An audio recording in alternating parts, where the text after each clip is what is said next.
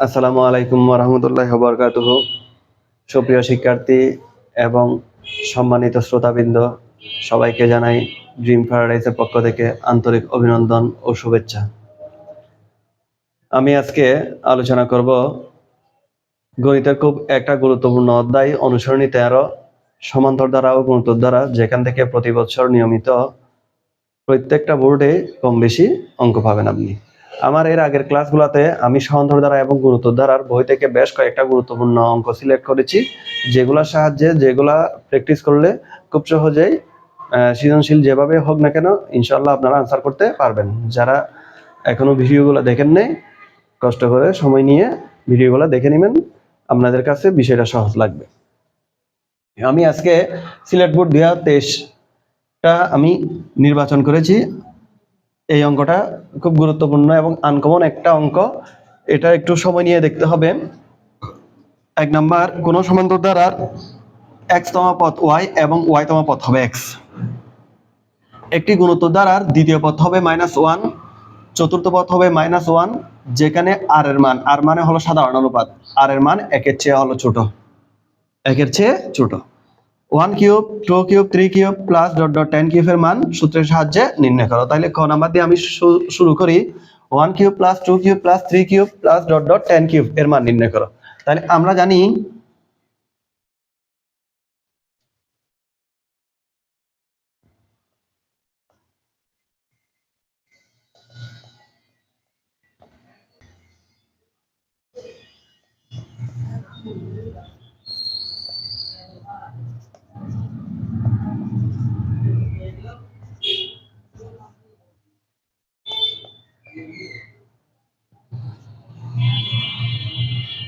এটা হলো ঘন, কিউব থাকা মানে ঘন, আর স্কয়ার থাকলে হবে বর্গ। ঘনের সমষ্টি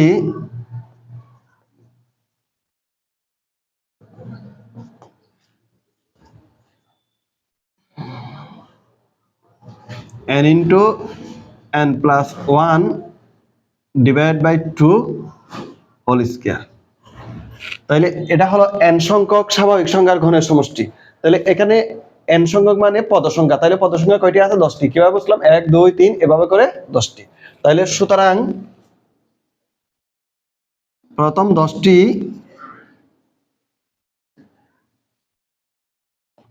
স্বাভাবিক সংখ্যার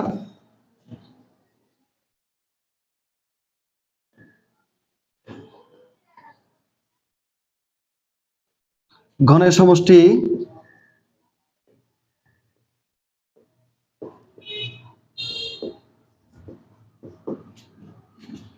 সমান, এই যে এখানে আমি তো n এর মান বসিয়েছি, n এর মান হলো 10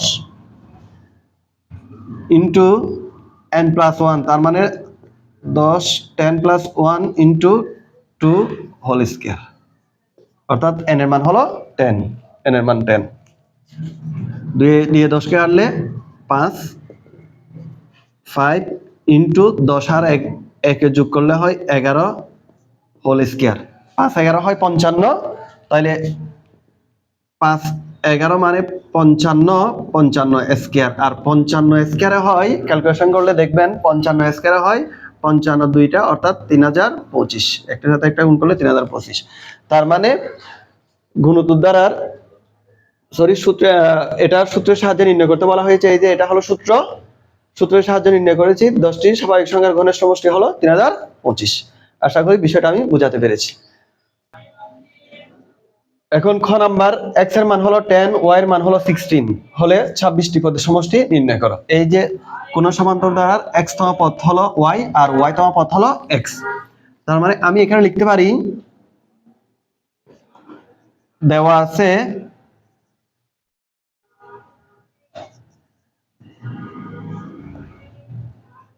x ইকুয়াল টু 10 এবং y equal to 16, y equal to হলো 16। তো সমান্তর ধারার x তম পথ হলো y, অর্থাৎ এখন x তম পথ, আমরা জানি সমান্তর ধারার n তম পথ হলো a plus n minus 1 into d। তাহলে x তম পথ হবে A plus X minus one into D, যেখানে এটা লিখলাম প্লাস এক্স মানে হলো এক্স এর মান কত দিয়ে আছে 10 minus one into D equal to A plus 90, A plus 90, x তম পদ হলো এ প্লাস 90, আবার ওয়াই তম পদ দিয়ে আছে এক্স, তাহলে আবার অথবা এবং ওয়াই তম পদ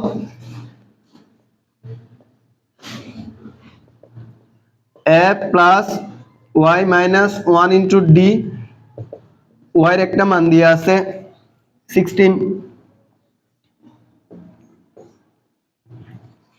সমান, তাহলে এ প্লাস 16 থেকে 1 গেলে 15, 15 ডি। তাহলে আমরা x তম পদের মান পেয়েছি a প্লাস 9d এবং y তম পদের মান পেয়েছি a প্লাস 15d। এখন x তম পদের মান হলো কত y, তাইলে y মানে হলো আবার 16, তার মানে আমি বলতে পারি a plus 9d equal to 16। বিষয়টা আশা করি বোঝাতে পেরেছি। x তম পদ হলো a প্লাস 9d, আবার x তম পদ হলো y, y এর মান হলো 16, মানে a প্লাস 9d হলো 16। শর্ত মতে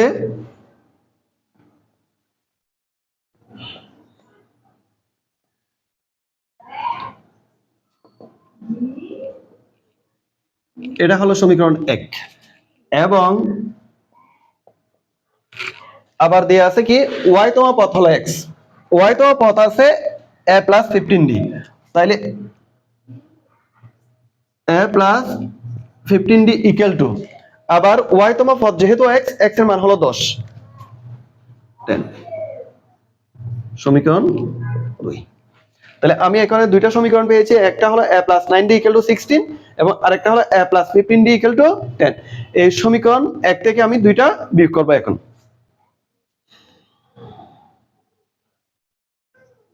সমীকরণ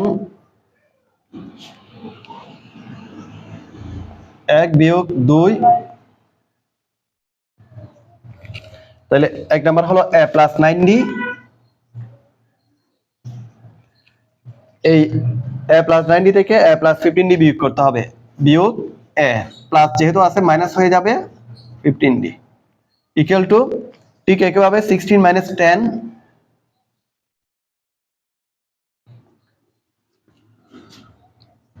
বা a প্লাস a মাইনাস কাটা 9d থেকে 15d গেলে মাইনাস 6d ইকুয়াল টু 16 থেকে 10 গেলে হয় 6, বা আমি 6 দ্বারা উভয় পক্ষে ভাগ করে দিলাম, d ইকুয়াল টু -1 হয়, অর্থাৎ মাইনাস দ্বারাও গুণ করছি, মাইনাস মাইনাসে প্লাস, মাইনাসে প্লাসে মাইনাস, d এর মান হলো -1। d এর মান সমীকরণ 1 অথবা 2 যে কোনো একটাতে বসাইলে আমরা এর মান পেয়ে যেতে পারি। তাহলে d এর মান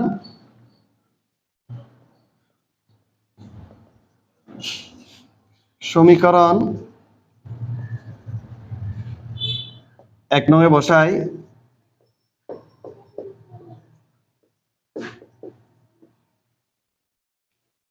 তাহলে সমীকরণ একটা কি ছিল, a plus 9d equal to 16, a plus 9d equal to 16, বা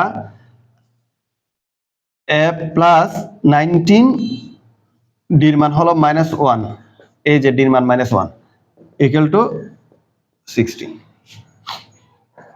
বা a প্লাস মাইনাসে মাইনাস -19 ইকুয়াল টু 16,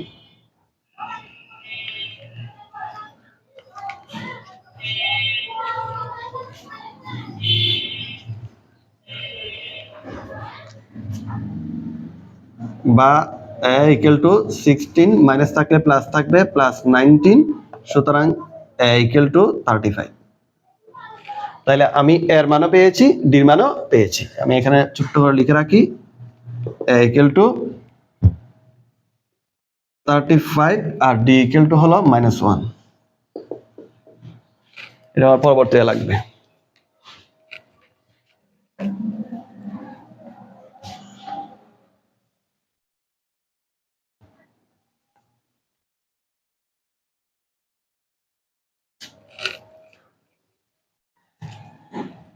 26টি পদের সমষ্টি নির্ণয় করো। সুতরাং ধারাটির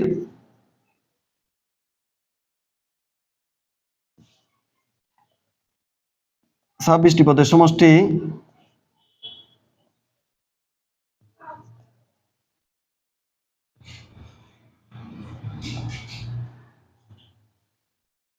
সমান n/2। n/2 মানে 26/2। n/2 সমষ্টির সূত্র আমরা আগেও জানি। n/2 মানে 26/2 into 2a plus n-1 into d। অঙ্কগুলো করার জন্য সূত্রগুলো অবশ্যই আয়ত্তে রাখতে হবে, তাইলে কাটাকাটি করলে তাকে 2 এর সাথে 4 23, আর এদিকে আমার কাছে মান আছে 2 ইন্টু এর মান আছে 35। n মানে 26 মাইনাস 1 ইন্টু ডির মান হলো -1। n এর মান এখানেও 26 বসাই দিবে, তাহলে 23 ইন্টু 35 দুগুণে হয় 70, আর এদিকে হয় 26 আর 26 থেকে 1 বিয়োগ করলে 25, আর 25 এর সাথে একটা গুণ হবে -1 গুণ হবে, তাহলে 26 আর 1 বিয়োগ করলে 25, 25 এর সাথে 1 গুণ করলে 25 একে 25, তাহলে এদিকে আছে মাইনাস, মাইনাস আর প্লাসে মাইনাস, -25 একে 25।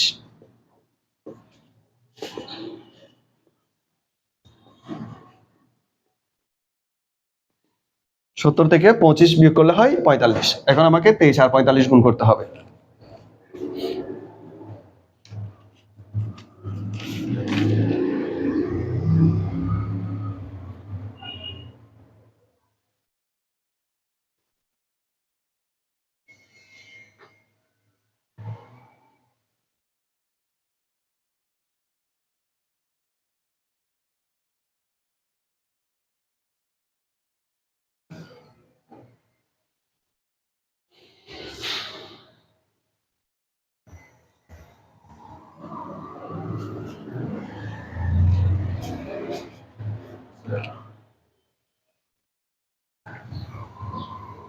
a প্লাস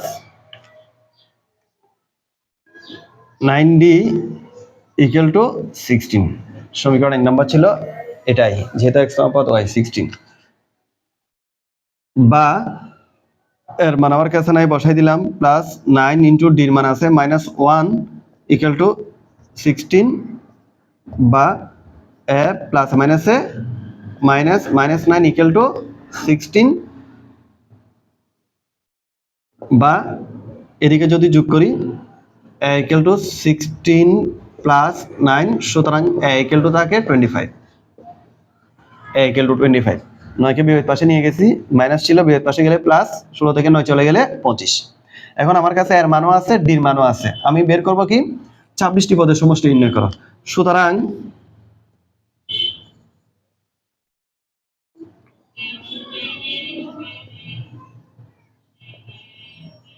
ধারাটির 26টি পদের সমষ্টি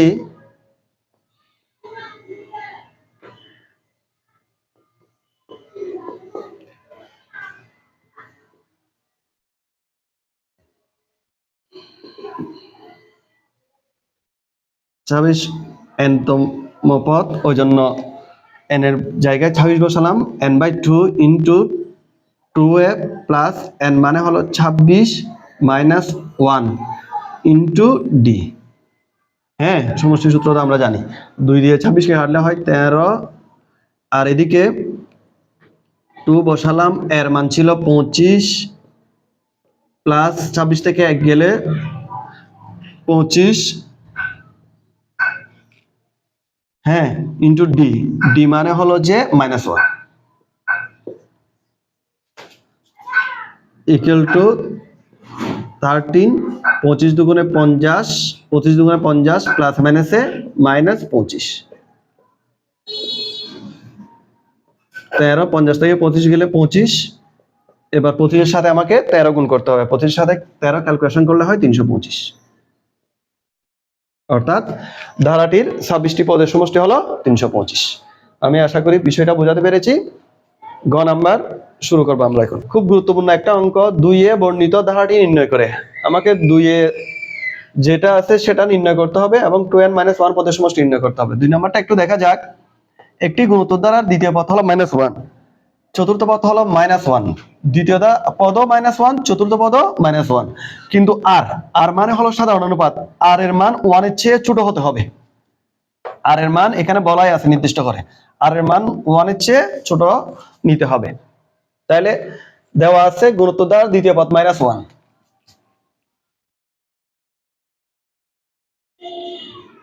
গ নম্বর।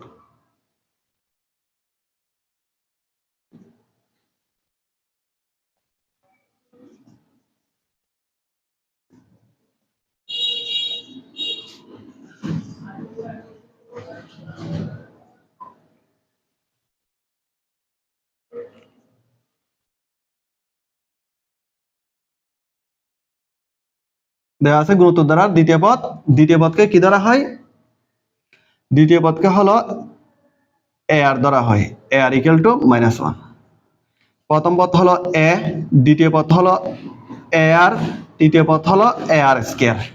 এটা তো আমরা জানি, আমার গুণোত্তর দ্বারার যে বইয়ে অঙ্কগুলো করানো হয়েছে সেখানে এই বিষয়টা নিয়ে আলোচনা করেছি। প্রথম পদ এ, দ্বিতীয় পদ হলো আর, তৃতীয় পদ হলো আর স্কয়ার। তাহলে দ্বিতীয় পদকে ওই জন্য আমি আর লিখলাম, আর ইকুয়াল টু -1।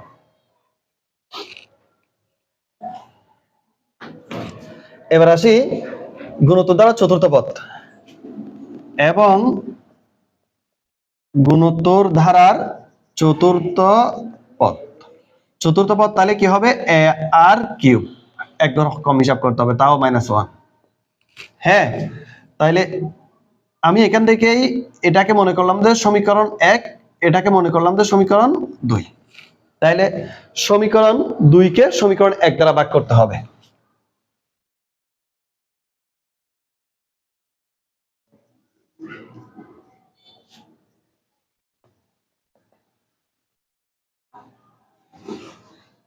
দুই ভাগ 1, 2 কে যেহেতু ভাগ করব, আর কিউব উপরে থাকবে, আর নিচে থাকবে, ইকুয়াল টু -1 উপরে -1 নিচে, বা এ কাটা এখানে আর আছে, আর কিউব আছে, নিচে একটা উপরে দুইটা, তাইলে কাটাকাটি হলে হয় দুইটা, ইকুয়াল টু -1 আর -1 ক্যালকুলেশন করলে পাওয়া যায় 1। এখানে একটা বিষয় মনে রাখতে হবে, আর স্কয়ার ইকুয়াল টু 1, কিন্তু আর এর মান 1 এর চেয়ে কি হতে হবে? ছোট হতে হবে। তাই আর এর মান যদি 1 এর চেয়ে ছোট করতে যাই, আমাকে যেটা করতে হবে সেটা হলো R square equal to -1 whole square. অনেকে বলতে পারেন স্যার এটা তো 1 স্কয়ার 1 হয়। হ্যাঁ, 1 স্কয়ার 1 হলে আর এর মান 1 আসে, কিন্তু সেই ক্ষেত্রে আমার যে প্রশ্নের নির্দেশনা আছে নির্দেশনার সাথে মিলে না, ওই জন্য আমি আর এর মান 1 এর চেয়ে কি ধরছি? ছোট ধরছি। -1 স্কয়ার মানও কিন্তু 1। তাহলে আমি এখানে করতে পারি, সুতরাং আর ইকুয়াল টু -1। এই যেহেতু কি লিখে দিতে পারো, যেহেতু আর এর মান হবে 1 এর চেয়ে কি ছোট, আর মান 1 এর চেয়ে ছোট, তাহলে আর এর মান -1 পেয়ে গেছি। আর এর মান -1 পেলে এখন আমি সেখান থেকে এর মান লাগবে, এর মান বের করতে হবে আমাকে।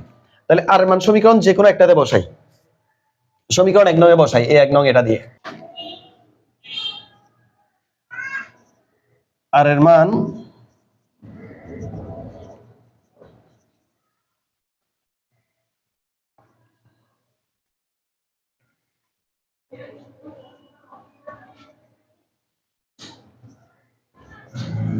আর ইকুয়াল টু -1 ছিল, -1 বসালাম,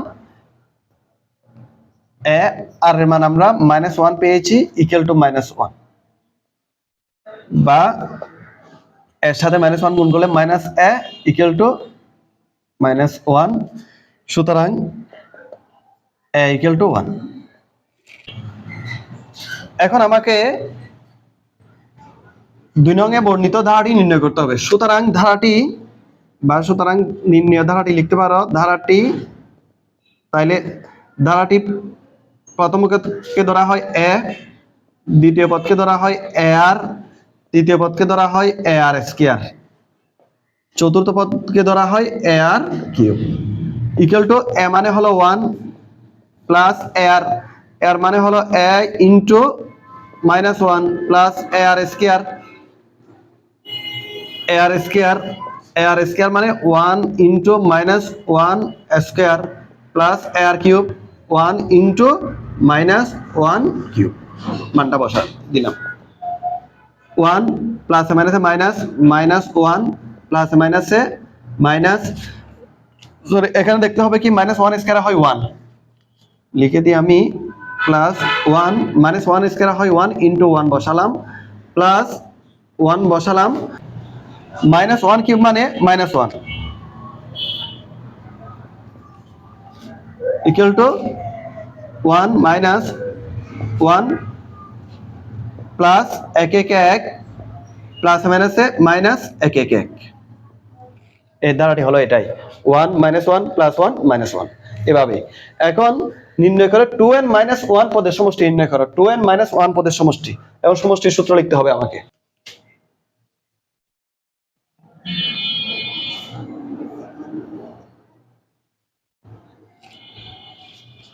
সুতরাং ধারাটির 2n + 1 পদের সমষ্টি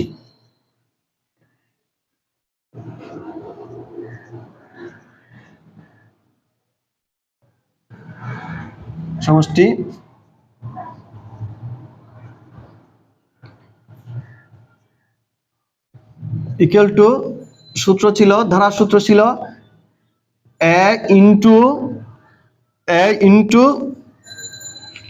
1 - r হয় আর -1 হয়। তো 1 - r কেন হয় আর -1 কেন হয় সেটা আমি আগের ক্লাসে আলোচনা করেছিলাম। r - 1 হয় যখন r এর মান 1 এর চেয়ে বড় হবে, আর 1 - r হয় যখন r এর মান 1 এর চেয়ে ছোট হবে। যেহেতু এখানে r এর মান 1 এর চেয়ে ছোট সেজন্য 1টা আগে ব্যবহার করতে হবে। 1 - r, r হলো, আচ্ছা rটা আমি বসাই দিই, এরপরে বসাবো whole to the power n, n মানে হলো 2n + 1, যেহেতু আমার পদ সংখ্যা ছিল 2n + 1, হ্যাঁ, ডিভাইড বাই 1 - r।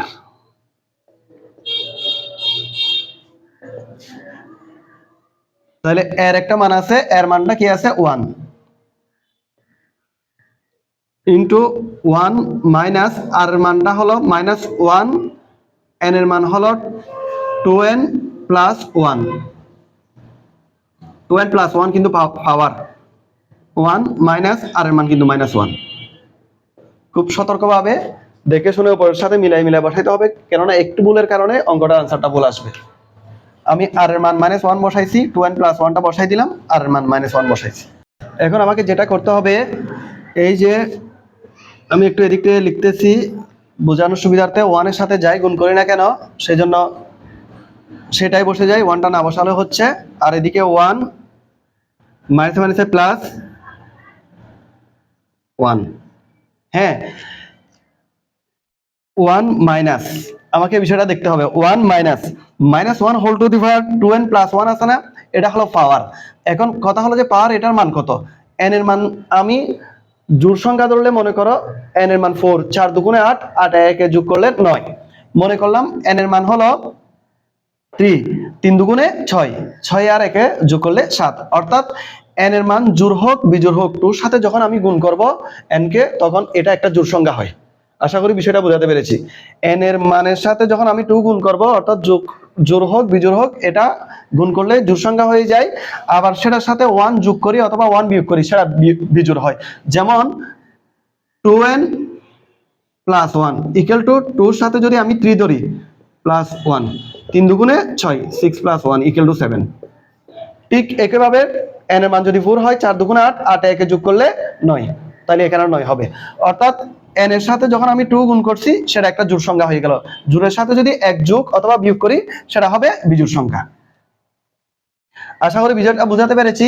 তাহলে এটা একটা বিজোড় সংখ্যা, বিজোড় সংখ্যা -1 এর পাওয়ার যদি বিজোড় সংখ্যা হয় সেটা -1ই হবে ক্যালকুলেশন করলে।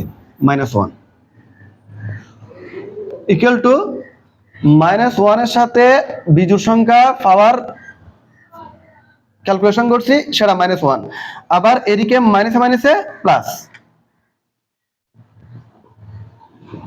আর নিচে একে একে 2, তাইলে উপরেও থাকে 2, নিচেও থাকে 2 ইকুয়াল টু 1।